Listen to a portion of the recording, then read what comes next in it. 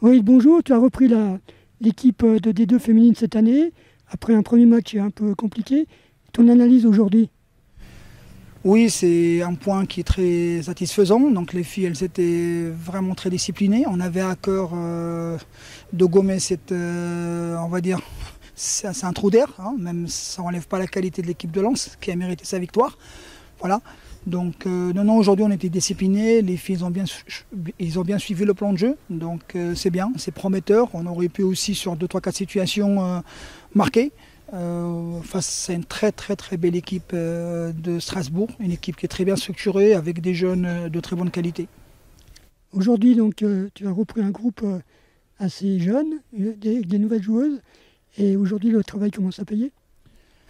Oui, ça commence à progresser, donc c'est un groupe hétérogène, donc il y a de l'expérience, il y a un petit peu de la jeunesse aussi, donc c'est notre projet. Donc il ne faut pas oublier que l'ADN du projet du club est basé sur les jeunes. Donc voilà, donc les cadres elles font un travail au quotidien, c'est bien, les jeunes travaillent. Le mélange, une fois que ça va prendre, ça va être quelque chose d'intéressant. Et on est vraiment convaincus. Prochain match, Albi? Oui, donc Albi, une vraie équipe de D2 aussi, donc ça ne va pas être évident. Donc, comme je l'ai dit avant le début du championnat, ça va être un championnat très compliqué, ça va être serré. C'est une nouvelle compétition, donc l'objectif c'est d'exister, donc c'est un objectif commun. On sait qu'il y a des équipes comme Strasbourg, comme Marseille qui vont jouer le tableau, ça on le sait, on est averti. Mais bon, il faut être prêt, il faut continuer à travailler.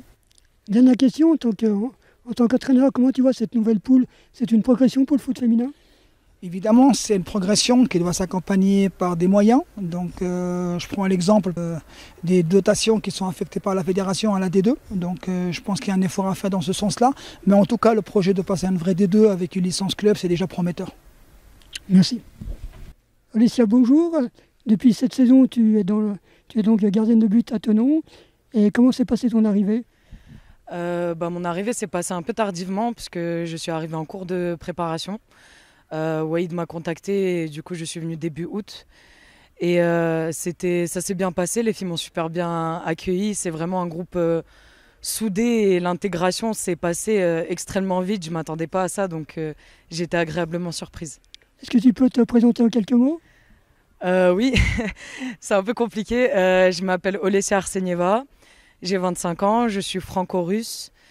Et je viens du Havre en D1 féminine où j'ai évolué la saison dernière. Voilà. Et donc ce début de saison se passe bien pour toi? Comment tu as vu ton match aujourd'hui?